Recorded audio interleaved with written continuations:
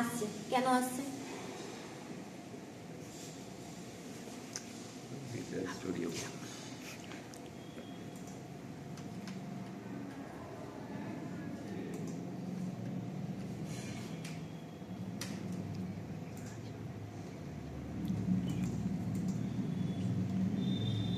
তাও আসছে, কারণ এটা হচ্ছে যে এখানে কিছু নির্দিষ্ট ট্যাগ আছে, যেটা হচ্ছে সেই ট্যাগের মধ্যে লিখলে আমাদের যেগুলো দরকার, তখন আমাদের কিন্তু ব্রাউজার পেজে সেই লেখাগুলো আসবে না। যেমন দেখ, মেটা নেম, মেটা ক্যারেক্টার, এই যে জিনিসগুলো আছে সেগুলো কিন্তু আমরা ডিসপ্লেতে অন হবে না। কিন্তু আমরা যদি হেড ট্যাগের মধ্যে রান করে ব্রাউজারে আমরা সেটা দেখতে পাই, সেটা কিন্তু প্রোগ্রামিং এ ভুল। যখন তুই কোনো প্রোগ্রামারকে দিবি, ভালো প্রোগ্রামারকে, তারা যখন এখানে কোডিং কিন্তু তারা দেখে না, তারা দেখে